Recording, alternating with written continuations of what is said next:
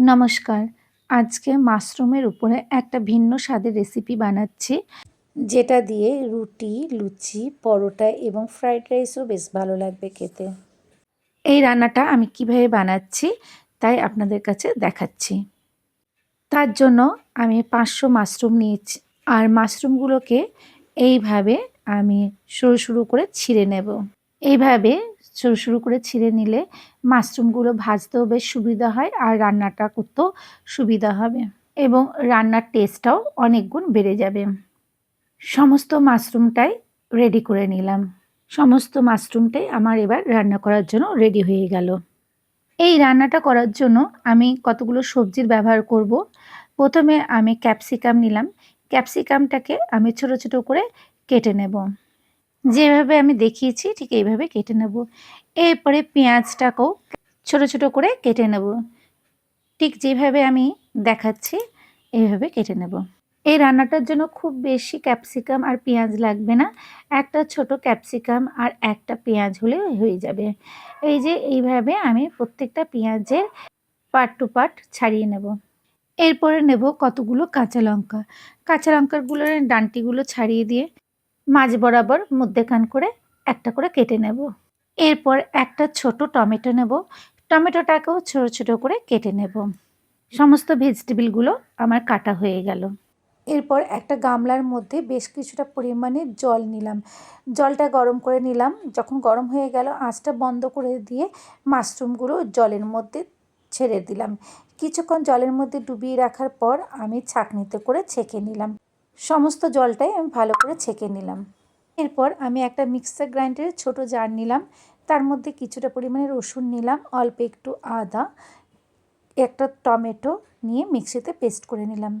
কড়াইয়ের মধ্যে আমি অল্প একটু তেল দিলাম। তেলটা যখন ভালো করে গরম হয়ে গেল তখন আমি মাশরুমগুলো ছেড়ে দিলাম। এই মাশরুমগুলো ভাজতে কিন্তু একটু সময় লাগে। মাশরুমগুলো দিয়ে কিন্তু খুব জল বেরোয় প্রথমে। ভাজার সঙ্গে সঙ্গে অনেক জল বেরোয়, ওই জন্য প্রথমে আমি নুন দেব না। গ্যাসের আঁচটা বাড়িয়ে রেখে ভালো করে মাশরুমগুলো ভাজতে হবে। এগুলো একটু বেশি করে না ভাজলে এটা দিয়ে একটা কাঁচা কাঁচা গন্ধ বেরোবে। এরপরে আমি মাশরুমের পরিমাণ মতন করে নুন দেব, তারপর আরও কিছুটা ভেজে নেব। এরপর একটা পাত্রের মধ্যে আমি সমস্ত মাশরুমগুলো তুলে রেখে দেব। এখন আমি কড়াইয়ের মধ্যে কিছুটা পরিমাণে সর্ষের তেল দিলাম। তার মধ্যে অল্প একটু দিলাম গোটা জিরে আর দেব একটা এলাচ আর অল্প একটু দারচিনি। সেটা যখন ভালো করে ভাজা হয়ে যাবে তার মধ্যে দিয়ে দেবো সরু সরু করে কেটে রাখা পেঁয়াজ। পেঁয়াজগুলো একটু ভেজে নেব। তারপরে দিয়ে দিলাম আদা, রসুন আর টমেটোর পেস্টটা। আদা রসুনের পেস্টটা পেঁয়াজের সঙ্গে কিছুক্ষণ ভেজে নেব। এখন দিয়ে দেব মশলা ধোয়ার জলটা। এই জলটা দেওয়ার পরে আমি কিছুক্ষণ কষতে থাকবো। এই সময় গ্যাসের আঁচটা মাঝারি থাকবে। এরপরে দিলাম অল্প একটু রঙের জন্য কাশ্মীরি লঙ্কা গুঁড়ো আর ঝালের জন্য দিয়েছি অল্প একটু গোলমরিচ গুঁড়ো। দেওয়ার পরে আমি আরও কিছুক্ষণ কষিয়ে নেব।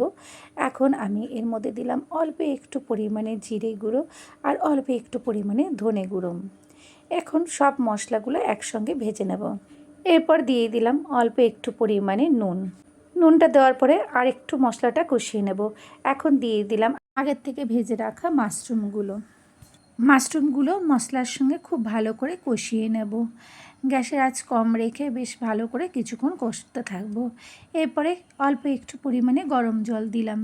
এখন জলটা যখন একটু ফুটে আসবে তখন ঢাকা দিয়ে রেখে দেবো কম আঁচে কিছুক্ষণের জন্য, মাশরুমটা যাতে মশলার সঙ্গে একটু ভালো করে মিশে যায়। এখন গ্যাসের উপরে একটা শুকনো কড়াই বসালাম। কড়াইটা যখন গরম হয়ে যাবে তখন তাতে অল্প একটু পরিমাণে কসুরি মেথি গরম করে ভেজে নামিয়ে নিলাম। এরপরে সেই কড়াইয়ের মধ্যে কিছুটা পরিমাণে সাদা তেল দিলাম। তেলটা যখন গরম হয়ে যাবে তখন তার মধ্যে কেটে রাখা কাঁচা লঙ্কাগুলো দিলাম। কাঁচা লঙ্কাটা যখন তেলের মধ্যে একটু ভাজা হয়ে গেল তখন ওই আগের থেকে কেটে রাখা পেঁয়াজ আর ক্যাপসিকামগুলো দিয়ে দেবো। পেঁয়াজ আর ক্যাপসিকামগুলো অল্প একটু ভেজে নেব। এরপরে আমি দিয়ে দিলাম কেটে রাখা টমেটো। এই সময় গ্যাসের আঁচটা বাড়ানোই থাকবে। পেঁয়াজ, ক্যাপসিকাম, টমেটোগুলো এমনভাবে ভাজবো যেন তার মধ্যে একটু ক্রাঞ্চি ভাবটা থাকে। এখন মাশরুম রান্নার কড়াইয়ের ঢাকনাটা খুলে নিলাম। এরপরে আমি একটুক্ষণ নাড়াচাড়া করে নিলাম। তার মধ্যে দিয়ে দিলাম পেঁয়াজ, ক্যাপসিকাম আর টমেটোটা। সমস্ত কিছু একসঙ্গে খুব ভালো করে মিশিয়ে নিলাম। এরপরে কসুরি মেথিটা হাতে করে একটু গুঁড়ো করে ছড়িয়ে দিলাম, আর উপর থেকে দিয়ে দিলাম অল্প একটু পরিমাণে টমেটো পেস্ট। তারপরে দিয়ে দিলাম অল্প একটু পরিমাণে গুঁড়ো গরম মশলা, আর উপর থেকে ছড়িয়ে দিলাম কিছুটা পরিমাণে ক্রিম। সব কিছু একসঙ্গে খুব ভালো করে মিশিয়ে নিলাম, আর গ্যাসের আঁচটা বন্ধ করে দিলাম। আমার তৈরি হয়ে গেল আজকের এই মাশরুমের রেসিপিটা। এইভাবে বাড়িতে বানিয়ে দেখতে পারেন। আর আমার এই রান্নাটা কেমন লাগলো প্লিজ জানাবেন, আর একটা লাইক, শেয়ার, কমেন্ট, সাবস্ক্রাইব করে দেবেন। পাশে থাকবেন। ভালো থাকবেন। নমস্কার।